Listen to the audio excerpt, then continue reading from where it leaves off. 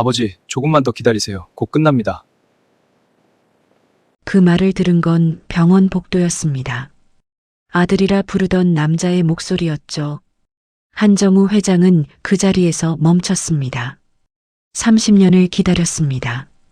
시한부 판정을 받고도 포기하지 않았습니다. 드디어 찾았다고 믿었습니다. 그런데 그 말은 자신에게 하는 말이 아니었습니다. 하지만 회장은 몰랐습니다. 그 배신이 30년 기다림의 끝이 아니라 시작이었다는 것을요. 이야기 시작 전 구독과 좋아요 부탁드리고 그럼 사연 시작합니다. 살면서 후회해 본 적 없다고 말하는 사람이 있다면 저는 그 말을 믿지 않습니다. 한정우 회장의 나이 올해 67. 한성전자그룹의 회장이자 수십 년간 기업을 일군 자수성 가형 사업가였습니다. 주변에서는 모두 대단한 사람이라 했고 신문에도 이름이 오르내렸죠. 하지만 화려한 이름 뒤에는 아무도 모르는 상처 하나가 있었습니다. 그것은 30년이 지난 지금도 아물지 않은 상처였습니다. 아들을 잃어버린 건 37살 되던 해 봄이었습니다. 아이는 그때 5살이었고 이름은 한도윤이었습니다. 그날은 특별한 날이었습니다. 회사 일이 바빠 아이와 제대로 놀아준 적이 없었던 회장은 가족여행을 계획했죠. 아내와 아들 셋이서 놀이공원을 찾았습니다. 아이는 그날따라 유독 신이 나 있었습니다. 솜사탕을 하나 쥐어주었더니 아이가 제잘제잘 말을 쏟아냈죠. 아빠, 이거 구름 같아. 구름 먹으면 이런 맛이야? 그 말이 지금도 귓가에 들립니다. 회장이 한눈을 판 건 단 몇 분이었습니다. 아내가 화장실을 다녀오겠다 했고 회장은 잠깐 의자에 앉아 전화를 받았습니다. 긴급한 거래처 전화였죠. 통화를 마치고 돌아서는 순간 아이가 없었습니다.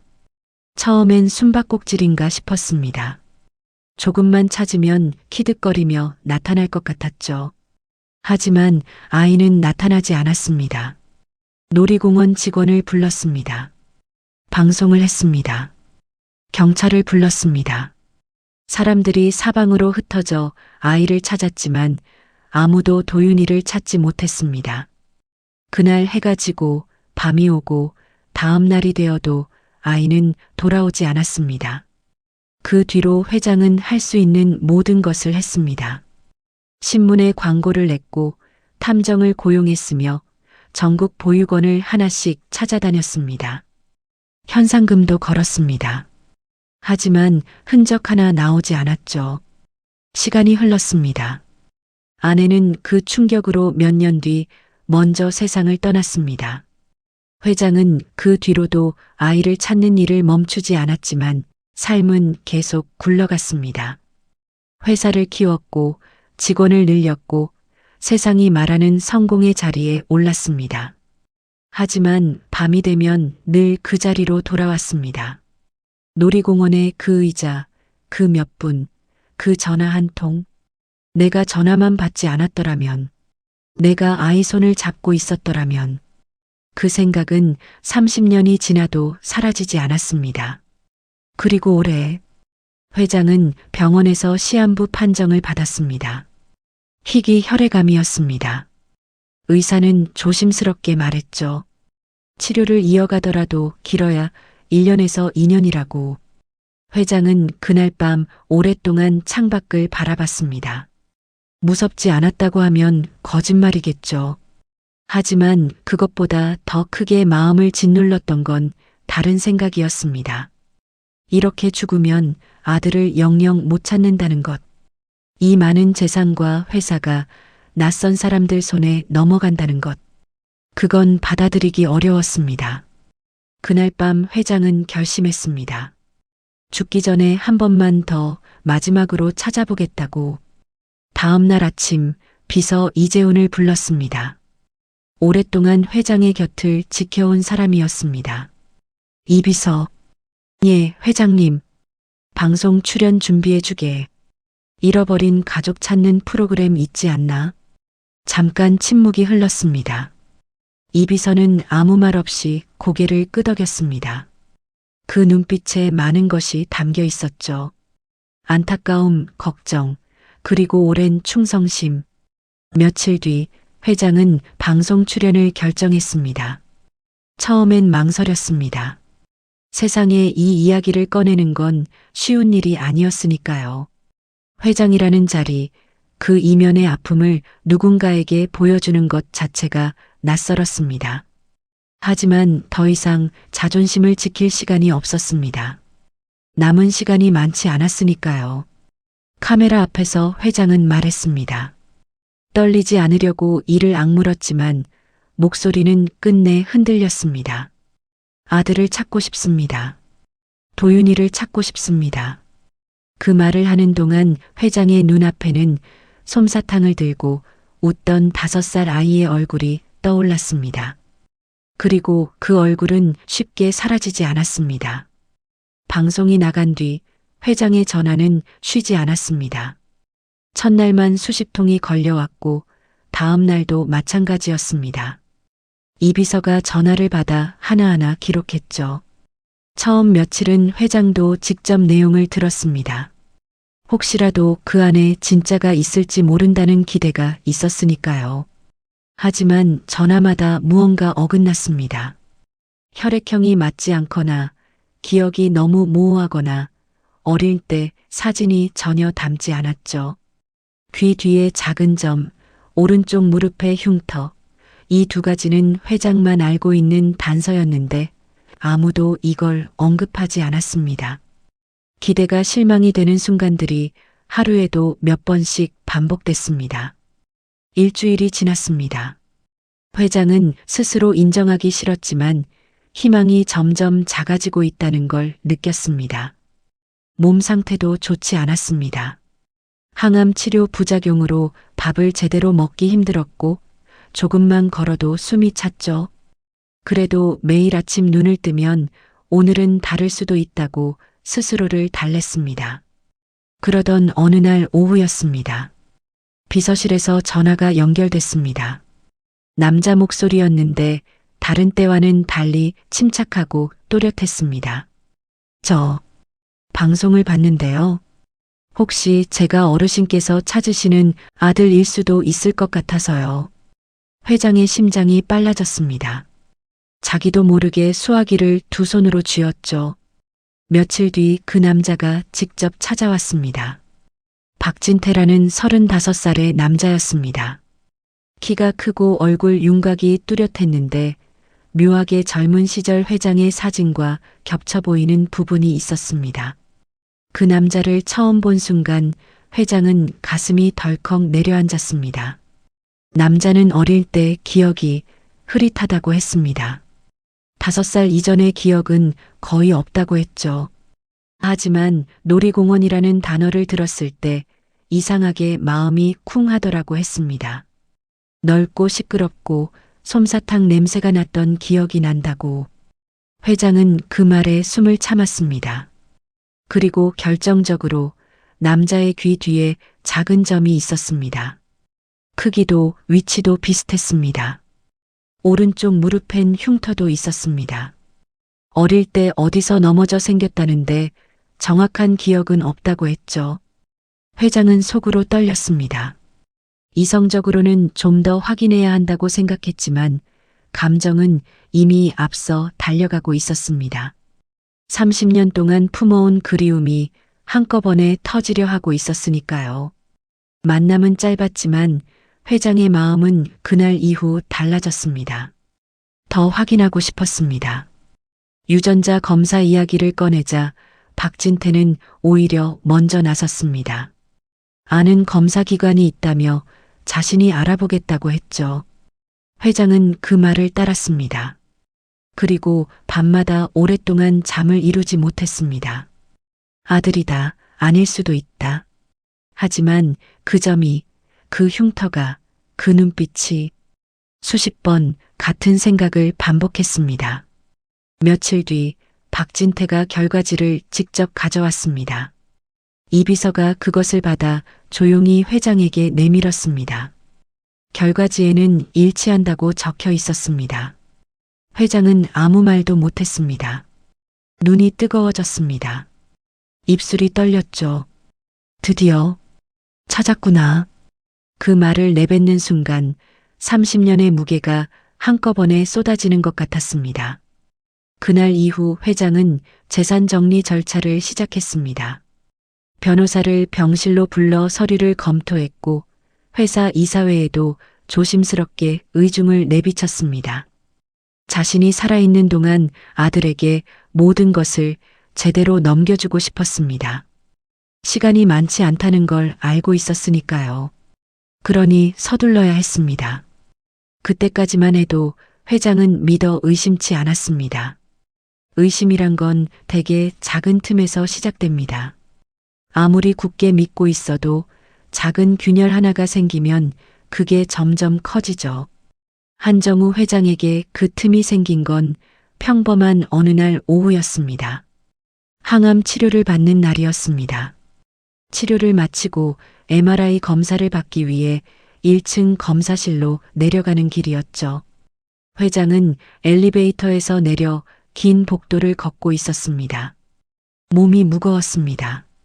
치료 이후엔 늘 그랬습니다. 다리가 납덩이 같고 주변 소리조차 멀게만 들렸죠. 복도 끝 로비 카페가 보였습니다. 사람들이 오가는 소리, 커피 내리는 향기. 평소에는 그냥 지나쳤을 공간이었는데 그날은 왠지 발이 멈췄습니다. 카페 안쪽 테이블에 익숙한 얼굴이 앉아 있었습니다. 아들 박진태였습니다. 그 맞은편에는 처음 보는 60대쯤 된 남자가 앉아 있었죠. 둘은 나지막하게 이야기를 나누고 있었습니다.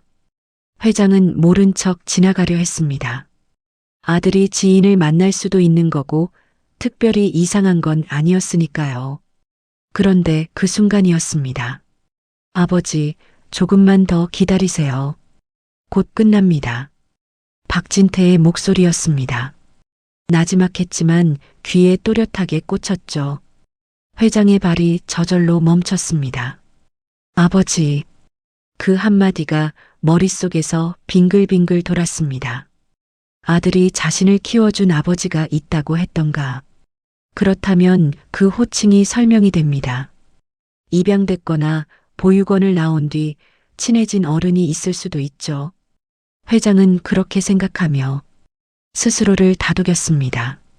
그게 맞을 것이라고, 너무 예민하게 받아들이는 거라고. 하지만 그날 이후 회장의 마음 한켠에 조용히 무언가가 자리를 잡기 시작했습니다. 작은 의심이었습니다. 억지로 눌러봐도 완전히 사라지지 않는 종류의 것이었습니다.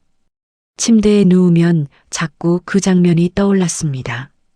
박진태의 표정, 목소리 톤, 그 낯선 남자의 눈빛, 뭔가 설명하기 어려운 서늘함이 있었습니다. 가볍고 편안하게 웃는 얼굴이 어딘가 자연스럽지 않았달까요? 그래도 회장은 믿고 싶었습니다. 유전자 검사가 일치했는데 그걸 의심하는 건 말이 되지 않는다고. 그러니 그냥 넘기자고. 이미 30년을 기다렸는데 이제 와서 또 다른 상처를 만들 필요는 없다고. 스스로를 설득했습니다. 애써 억지로. 하지만 밤이 되면 또다시 그 목소리가 들려왔습니다. 아버지, 조금만 더 기다리세요. 곧 끝납니다. 그 말이 어떤 의미였는지 회장은 차마 끝까지 생각하지 못했습니다. 생각하는 게 두려웠으니까요. 이미 너무 많이 믿어버렸기 때문이었죠. 진실은 피하려 해도 결국 찾아옵니다. 때로는 그 방식이 너무나 잔인할 만큼. 그 일이 있고 며칠이 지났습니다. 회장은 병실에서 평소처럼 밤을 보내고 있었습니다. 복도는 조용했고 병실 안에는 낮은 조명만 켜져 있었죠. 몸 상태가 좋지 않아 일찍 눕긴 했는데 잠이 쉬이 오지 않았습니다. 그때 병실 문이 살짝 열렸습니다. 박진태가 들어왔습니다. 아버지, 주무세요? 회장은 눈을 감은 채 대답하지 않았습니다. 깊이 잠든 척했죠. 왜 그랬는지 회장 스스로도 몰랐습니다. 어쩌면 그 순간 무의식 중에 무언가를 확인하고 싶었는지도 모릅니다. 박진태는 잠시 회장을 들여다보더니 조용히 복도로 나갔습니다. 그리고 문을 완전히 닫지 않은 채 전화를 받았습니다. 목소리가 복도에서 낮게 흘러들어왔습니다. 네. 걱정 마세요. 곧 됩니다. 변호사 서류 작업도 거의 끝났고 회장 재산 곧 넘어옵니다. 회장은 숨을 멈췄습니다. 가슴 속에서 무언가 와르르 무너지는 소리가 들리는 것 같았습니다. 손이 시트를 꽉 움켜쥐었지만 몸은 움직이지 않았습니다. 다음 날 새벽 회장은 이 비서에게 연락했습니다. 박진태, 철저히 조사해주게. 목소리는 조용했지만 그 안에 담긴 것은 조용함이 아니었습니다. 이틀 뒤 이 비서가 두꺼운 파일을 들고 왔습니다. 파일을 펼치자마자 회장의 손이 멈췄습니다. 박진태는 전직 사기 전과가 여러 건 있었습니다. 지인을 사칭해 유산을 가로채려 한 전례가 있었고 뒤에서 조종한 인물은 다름 아닌 그 로비 카페에서 함께 있던 박창수라는 60대 남자였습니다. 박창수는 장기 사기 전과자로 경찰에서도 이미 파악하고 있는 인물이었습니다. 유전자 검사 결과가 일치했다는 것도 알고 보니 결과지 자체가 조작된 것이었습니다. 외부 업체를 이용해 위조 서류를 만들어낸 것이었죠. 회장은 파일을 덮었습니다. 오랫동안 아무 말도 하지 않았습니다. 이 비서도 말이 없었습니다. 병실 안에 긴 침묵이 흘렀습니다. 그 침묵이 얼마나 이어졌는지 모릅니다. 회장은 그 시간 동안 아무것도 생각할 수가 없었습니다. 아니, 너무 많은 생각이 한꺼번에 밀려와 오히려 아무것도 정리되지 않았죠. 30년의 기다림. 그 기다림을 이용한 사람들. 희망이 생겼다가 다시 바닥으로 곤두박질 치는 그 감각. 그리고 회장은 그 자리에서 쓰러졌습니다. 충격이 몸을 먼저 덮쳤습니다. 의료진이 달려왔고 회장은 응급 처치를 받은 뒤 며칠을 병실에서 보냈습니다. 눈을 뜨니 천장이 보였습니다.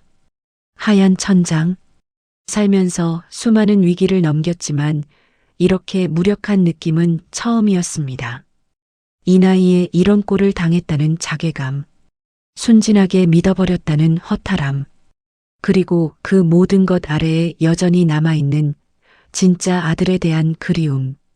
그것만큼은 사기를 당했어도 사라지지 않았습니다. 사람은 참 신기한 것 같습니다. 마음이 가장 낮은 곳에 있을 때 뜻밖의 인연이 찾아오는 경우가 있거든요. 쓰러진 뒤 며칠을 누워 지냈습니다. 밥도 제대로 먹지 못했고 이 비서가 곁에서 챙겨줬지만 회장 스스로가 무너져 있는 상태였습니다. 말을 걸어도 짧게 대답하고 창밖만 바라봤죠. 그러던 어느 날 오전이었습니다. 병실 TV 화면이 갑자기 검게 꺼졌습니다. 간호사가 와서 보더니 수리를 불러야 할 것 같다고 했고 얼마 후 수리 기사가 올라왔습니다. 30대 초중반쯤 돼 보이는 청년이었습니다. 작업복을 입고 공구 가방을 들고 들어왔는데 회장에게 먼저 고개를 숙였습니다. 불편하셨죠? 금방 고쳐드리겠습니다. 목소리가 크지 않았지만 따뜻했습니다. 청년은 TV 뒤편을 열어보며 조용히 작업했습니다. 회장은 처음엔 그냥 누운 채 아무 관심도 두지 않았습니다. 그런데 청년이 혼잣말처럼 중얼거렸습니다. 이 모델 요즘 유독 고장이 잘 나네. 작은 소리였는데 이상하게 귀에 들어왔습니다. 회장이 눈을 돌려 바라보니 청년이 작업에 집중하면서도 간간히 밝게 웃고 있었습니다. 어디 하나 힘들다는 내색이 전혀 없었습니다. 그냥 자기 일을 하는 사람의 표정이었습니다. 욕심도 없고 꾸밈도 없는. 한참 작업을 하더니 청년이 말했습니다. 회장님, 얼른 쾌차하셔야죠. 오래 병원에 계시면 답답하시겠어요. 아무렇지 않게 건네는 말이었는데 그 안에 진심이 느껴졌습니다. 수리를 마치고 TV를 켜보니 화면이 다시 선명하게 들어왔습니다. 청년은 공구를 정리하며 환하게 웃었습니다. 다 됐습니다. 혹시 또 문제 생기면 말씀하세요. 그리고 인사를 하고 병실을 나갔습니다. 문이 닫히고 나서 회장은 한동안 그 문을 바라봤습니다. 방금 그 청년의 얼굴이 머릿속에 남았습니다. 아무런 이유 없이 그냥 기분이 조금 이상했습니다. 어딘가 익숙한 느낌이랄까, 설명하기 어려운 포근함이랄까. 회장은 스스로 고개를 저었습니다. 사기를 당한 뒤라 너무 예민해진 것이라 생각했습니다. 그런데 그날 밤 잠자리에 들었을 때 이상하게 그 청년의 목소리가 자꾸 떠올랐습니다. 얼른 쾌차하셔야죠. 그 말의 어조, 표정. 오랜만에 누군가에게 그런 말을 들었다는 생각이 들었습니다. 이유 없이, 보상 없이, 그냥 진심으로 건네는 말. 그게 그렇게 낯설면서도 따뜻하게 느껴졌습니다. 회장은 오랫동안 그 따뜻함을 잊고 살았던 것 같았습니다. 다음 날 아침이었습니다. 청소부가 병실 바닥을 닦다가 소파 밑에서 무언가를 집어들었습니다. 검은색 낡은 지갑이었습니다. 회장님, 이 지갑 회장님 거세요? 회장은 고개를 저었습니다. 자신의 것이 아니었죠. 아마도 어제 수리기사가 흘리고 간 것 같았습니다. 회장이 지갑을 받아들었습니다. 주인에게 돌려줘야 했으니까요. 지갑을 열어 신분증이라도 확인하려 했습니다. 그런데 그 순간이었습니다. 지갑 안쪽 투명한 사진칸에 작은 사진 한 장이 꽂혀 있었습니다. 빛이 바랜 오래된 사진이었습니다. 4~5살쯤 돼 보이는 어린 남자아이. 어딘가 마당이 있는 곳 앞에서 해맑게 웃고 있는 사진이었습니다. 회장은 숨이 멎었습니다. 손이 떨렸습니다. 지갑을 떨어뜨릴 뻔했습니다. 아니, 실제로 손에서 힘이 빠지는 게 느껴졌습니다. 회장은 천천히 지갑을 내려놓고 침대 옆 서랍을 열었습니다. 그 안에는 30년 동안 품고 다니던 낡은 사진 한 장이 있었습니다. 5살 도윤이 놀이공원에서 찍은 마지막 사진. 2장을 나란히 놓았습니다. 같은 아이였습니다. 얼굴도 웃음도 눈매도. 배경은 달랐지만 그 안에 담긴 아이는 틀림없이 같았습니다. 회장의 눈에서 눈물이 흘렀습니다. 소리도 없이 그냥 뺨을 타고 조용히 흘러내렸습니다. 이번엔 속지 않으려 했습니다. 이번엔 확인부터 하자고 수백 번 다짐했습니다. 그런데 이 사진을 보는 순간 그 어떤 이성도 작동하지 않았습니다. 가슴이 먼저 알고 있었습니다. 사진 속 이 아이가 도윤이라는 것을. 회장은 떨리는 손으로 이비서에게 전화를 걸었습니다. 이비서, 어제 온 수리기사, 당장 찾아오게. 목소리가 가늘게 떨렸습니다. 이비서는 잠깐 침묵하더니 조용히 말했습니다. 예, 회장님. 알겠습니다. 그날 회장은 병실에 혼자 앉아 2장의 사진을 번갈아 바라봤습니다. 한 장은 30년 전 잃어버린 날의 마지막 기억이었고, 다른 한 장은 어제 이 병실에 왔다 간 청년의 지갑 속에 있던 것이었습니다. 회장은 속으로 되뇌었습니다. 설마 정말로 혹시. 그 생각들이 빠르게 돌았습니다. 이번엔 실망하지 않으려 했습니다. 그러면서도 마음 한켠에서는 이미 무언가를 믿고 싶어 하고 있었습니다. 며칠 뒤였습니다. 이비서가 그 수리기사를 다시 데려왔습니다. 청년은 병실 문을 열고 들어오며 환하게 웃었습니다. TV가 또 고장이 났나요? 제가 확인해보고 바로 고쳐드리겠습니다. 아무것도 모르는 얼굴이었습니다. 그 표정이 회장의 가슴을 더 세게 두드렸습니다. 회장은 천천히 말했습니다. 지갑을 두고 갔더군요. 청년이 아 하는 소리를 내며 공구 가방을 내려놓고 지갑을 받아들었습니다. 감사합니다. 지갑 못 찾으면 어쩌나 걱정했는데. 회장은 잠시 청년의 얼굴을 바라봤습니다. 그리고 조심스럽게 물었습니다. 지갑 속 사진, 그 아이가 누굽니까? 청년은 지갑을 들여다보더니 웃으며 말했습니다. 저요. 어린 때 사진입니다. 어디서 찍은 건가요? 잘 모르겠습니다. 보육원에 있을 때 원장 선생님이 챙겨주셨던 사진이라 그냥 갖고 다녔어요. 보육원. 그 단어가 회장의 귀에 박혔습니다. 부모님은 두 분 다 살아계십니까? 청년의 표정이 잠깐 흔들렸습니다. 아니요. 저는 어릴 때부터 보육원에서 자랐습니다. 부모님이 어떤 분들인지도 모르고요. 회장은 눈을 감았습니다. 잠깐이었지만 그 짧은 순간에 30년이 지나갔습니다. 놀이공원, 아이의 웃음, 그리고 텅 빈 그 자리. 회장은 눈을 뜨고 최대한 차분하게 말했습니다. 실은 드릴 말씀이 있어서 다시 오시도록 했습니다. 그리고 조심스럽게 이야기를 꺼냈습니다. 30년 전의 일. 놀이공원에서 잃어버린 아들. 그 아이와 지갑 속 사진이 너무도 닮았다는 것. 그래서 확인하고 싶다는 것. 청년은 처음엔 말이 없었습니다. 눈빛이 흔들렸습니다. 믿기 어렵다는 표정, 놀랐다는 표정, 그 사이 어딘가의 표정이었습니다. 한참 후에 천천히 입을 열었습니다. 제가 그 아이일 수도 있다는 말씀이세요? 회장은 고개를 끄덕였습니다. 괜찮으시다면 유전자 검사를 한번 해주실 수 있겠습니까? 이번엔 조급하지 않으려 했습니다. 이번엔 결과가 나오기 전까지 아무것도 믿지 않으려 했습니다. 그게 회장이 스스로에게 한 약속이었습니다. 하지만 청년의 눈빛을 보는 순간 그 약속이 자꾸 흔들렸습니다. 그래도 이번만큼은 달랐습니다.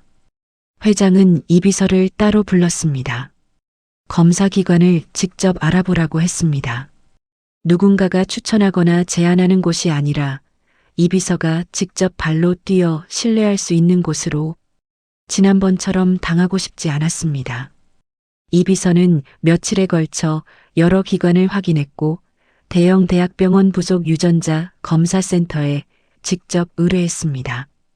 검사는 회장과 청년이 함께 병원을 방문해 진행했습니다. 결과가 나오기까지 며칠이 걸렸습니다. 그 며칠이 회장에게는 몇 년처럼 느껴졌습니다. 며칠 뒤 결과가 나왔습니다. 이 비서가 결과지를 가지고 병실로 왔습니다. 아무 말 없이 내밀었습니다. 회장은 결과지를 받아들었습니다. 99.999999% 친자. 회장은 소리 없이 울었습니다. 아니, 소리가 나왔습니다. 애써 참으려 했지만 참아지지 않았습니다. 평생 사업을 키워오면서 눈물 한 번 보이지 않던 사람이 그날 병실에서 어린아이처럼 울었습니다. 이 비서가 서둘러 청년에게 연락했습니다. 청년이 병실로 왔습니다. 회장은 결과지를 내밀며 말했습니다. 도윤아. 그 이름을 부른 순간 목이 막혔습니다. 30년 만에 처음 부르는 이름이었습니다. 청년 한도윤도 울었습니다. 무슨 말을 해야 할지 몰랐을 겁니다. 회장이 먼저 두 팔을 벌렸습니다. 아들이 그 품 안으로 들어왔습니다. 병실 안에 한동안 아무 말도 없었습니다. 그냥 두 사람이 그렇게 안고 있었습니다. 30년의 시간을 그 짧은 포옹으로 담을 수 없었지만 그래도 그 포옹은 그 어느 말보다 많은 것을 전했습니다. 회장은 그날 이후 아들과 오랫동안 이야기를 나눴습니다. 도윤이 기억하는 어린 적 이야기는 많지 않았습니다. 보육원에서 자라면서 단편적인 기억들이 있긴 했지만 5살 이전의 일은 거의 떠오르지 않는다고 했습니다. 넓고 시끄러운 곳, 솜사탕, 그리고 어떤 남자의 손. 그게 전부였습니다. 그 손이 아버지의 손이었다는 걸 30년이 지나서야 알게 된 것이었죠. 보육원을 나온 건 18살이 되던 해였습니다. 대학에 갈 형편이 안 됐다고 했습니다. 아르바이트를 하면서 직업훈련원에 다녔고 가전제품 수리 기술을 배웠다고 했습니다. 처음엔 그게 밥벌이 수단이었는데 하다 보니 적성에 맞았다고 했습니다. 고장난 물건이 다시 살아나는 게 보람 있었다고. 28살에 지금의 아내 소연이를 만났다고 했습니다. 어린이집에서 일하는 사람이라고 했습니다.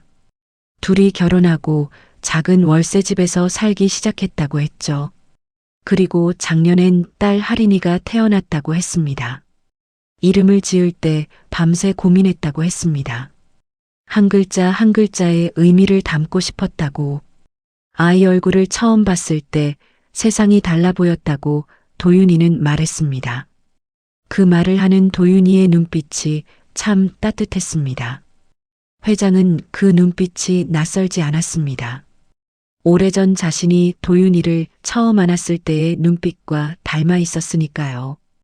회장이 방송에 나온 줄 알았냐고 물었습니다. 도윤이는 고개를 저으며 말했습니다. 제가 일이 너무 바빴거든요. TV 볼 시간이 없었어요. 그 말을 듣는 순간 회장은 어딘가 가슴이 시큰했습니다. 그 방송을 보지 못한 까닭에 사기꾼에게 빼앗길 뻔했고 그러면서도 우연히 이렇게 만나게 됐으니까요. 삶이란 게 참 기묘한 것이었습니다. 계획대로 되는 게 없고 예상치 못한 순간에 엄청난 일이 일어났습니다. TV가 고장나지 않았다면, 도윤이가 그날 이 병원에 오지 않았다면, 지갑이 소파 밑으로 굴러 들어가지 않았다면, 이 모든 우연이 하나로 이어지지 않았다면 두 사람은 영영 만나지 못했을 것입니다. 회장은 그 생각을 하면서 오랫동안 말이 없었습니다. 도윤이도 말없이 아버지 옆에 앉아 있었습니다. 부자 사이였지만 30년이 비어 있었습니다. 무슨 말부터 꺼내야 할지, 어디서부터 채워야 할지 몰랐습니다. 그래도 조급하지 않았습니다. 이제 시간이 생겼으니까요. 비록 길지 않을 수도 있지만 그래도 이제 함께 있을 수 있으니까요. 며칠 후였습니다. 도윤이가 아내와 아이를 데리고 병실로 왔습니다. 문이 열리는 순간 회장은 등받이에 기대고 있다가 천천히 몸을 일으켰습니다. 젊은 여자가 아이를 안고 들어왔습니다. 김소연이었습니다. 작고 단정한 얼굴에 아이를 조심스럽게 안고 있었습니다. 도윤이가 먼저 말했습니다. 아버지, 제 아내 소연이에요. 그리고 이 아이가 하린이고요. 소연이는 긴장된 표정으로 고개를 숙였습니다. 처음 뵙겠습니다. 회장은 소연이를 바라봤습니다. 그리고 아이에게 시선이 머물렀습니다. 하린이는 포동포동하고 작은 아이였습니다. 눈이 동그랗고 볼이 터질 듯 통통했죠. 엄마 품에서 주변을 두리번거리다가 회장과 눈이 마주쳤습니다. 그리고 방실방실 웃었습니다. 회장의 눈물이 쏟아졌습니다. 말 한마디 없이 그냥 그 웃음 하나가 30년을 무너뜨렸습니다. 도윤이를 잃어버린 뒤, 아내를 먼저 보낸 뒤, 이 긴 시간 동안 혼자 버텨온 모든 것들이 그 작은 아이의 웃음 앞에서 다 무너졌습니다. 소연이가 아이를 회장 쪽으로 건넸습니다. 안아보시겠어요? 회장은 떨리는 팔을 내밀었습니다. 하린이를 품에 안은 순간 그 가벼운 무게가 가슴 안으로 깊이 들어왔습니다. 나는 오늘 아들만 찾은 게 아니었네. 회장이 천천히 말했습니다. 며느리와 손녀까지 얻었구나. 병실 안에 한동안 따뜻한 침묵이 흘렀습니다. 며칠 뒤 회장은 변호사를 불러 재산 이전 서류를 준비했습니다. 도윤이가 그 자리에 함께 있었는데 서류를 보더니 조용히 고개를 저었습니다. 아버지, 그 돈은 치료에 쓰세요. 저는 지금처럼 살아도 충분합니다. 그 말에 회장의 마음이 다시 무너졌습니다. 재산을 노리고 접근한 사람도 있었는데 진짜 아들은 받기를 거절했습니다. 세상이 이토록 다를 수 있다는 걸 회장은 그 순간 다시 한번 절감했습니다. 회장은 재산 이야기는 잠시 접어뒀습니다.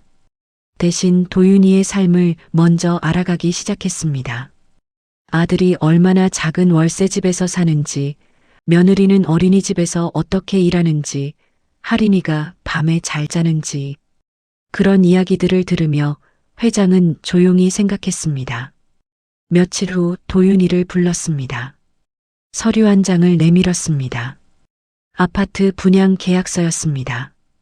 이제 월세집에서 살 필요 없다. 너희 가족이 살 집은 아버지가 마련해줘야지. 도윤이는 처음엔 한사코 거절했습니다.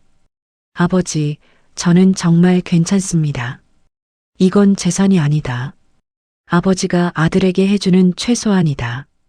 그 말에 도윤이는 더 이상 거절하지 못했습니다. 눈물을 훔치며 계약서를 받아들었습니다. 그리고 얼마 뒤 회장은 또 한 번 도윤이를 불렀습니다. 이제 수리기사 그만해라. 도윤이가 놀라서 물었습니다. 그럼 저는 앞으로 뭘로 밥벌이 해야 합니까? 회장이 웃으며 말했습니다. 내가 잘하는 일을 계속하면 된다. 그 뒤 얼마 지나지 않아 회장의 지원으로 가전 수리 전문 회사 하나가 세워졌습니다. 회사 이름은 도윤테크 서비스. 대표 자리에는 한도윤이라는 이름이 적혔습니다. 도윤이는 말을 잇지 못했습니다. 그저 아버지의 손을 꼭 쥐었습니다. 그 손이 30년 전 놀이공원에서 놓쳐버린 그 손과 같은 손이었습니다. 그리고 몇 달이 지났습니다. 회장은 정기 검진을 받으러 갔습니다. 항암 치료가 이어지고 있었고 몸 상태는 좋은 날도 있고 힘든 날도 있었습니다. 하지만 예전과는 달랐습니다. 병실에서 눈을 뜨면 이제 기다리는 것들이 있었습니다. 도윤이가 아침에 전화를 했는지, 할인이가 어떻게 지내는지, 그런 것들이 아침을 버티게 했습니다. 검진 결과를 기다리는 동안 회장은 창밖을 내다봤습니다. 봄이 오고 있었습니다. 병원 뜰에 벚꽃이 피기 시작했죠. 회장은 문득 도윤이가 5살이던 봄을 떠올렸습니다. 그리고 지금 이 봄이 그 봄과 이어진 것 같다는 생각이 들었습니다. 30년이 비어 있었지만 어쩌면 그 빈 시간도 결국 여기로 오기 위한 길이었는지도 모르겠다고. 의사가 들어왔습니다. 결과지를 들고 있었습니다. 그리고 말했습니다. 회장님, 암세포가 거의 검출되지 않는 수준입니다. 회장은 처음에 잘못 들은 줄 알았습니다. 다시 물었죠. 의사는 또렷하게 말했습니다. 항암 반응이 예상을 훨씬 뛰어넘었다고. 완치에 가까운 수준이라고. 회장은 한동안 아무 말도 하지 못했습니다. 그러다가 아주 천천히 웃었습니다. 아들을 찾으니까 병도 도망갔나 보네. 그날 병실로 도윤이가 달려왔습니다. 소연이도 왔고 할인이도 왔습니다. 병실이 오랜만에 웃음소리로 가득 찼습니다. 할인이는 회장 품에서 까르르 웃었고 도윤이는 아버지 어깨를 꼭 붙잡았습니다. 소연이는 눈물을 감추려다 실패했습니다. 퇴원 후 회장의 일상은 조금 달라졌습니다. 예전에는 아침마다 회사 보고부터 받았지만 이제는 할인이가 먼저였습니다. 손녀가 어제 어떤 새로운 음식을 먹어봤는지, 무슨 표정을 새로 지었는지, 그런 이야기를 듣는 게 회장의 하루 중 가장 기다려지는 시간이 됐습니다. 가끔은 도윤이가 운영하는 수리회사에 들르기도 했습니다. 직원들이 바쁘게 움직이고 도윤이가 작업복을 입고 그 사이를 돌아다니는 걸 회장은 한쪽에 앉아 커피를 마시며 바라봤습니다. 어떤 날은 수리회사 직원들과 함께 테이블에 앉아 이런저런 이야기를 나눴습니다. 직원들은 처음엔 긴장했지만 회장이 편하게 대하자 얼마 뒤부터 웃으며 말을 걸기 시작했습니다.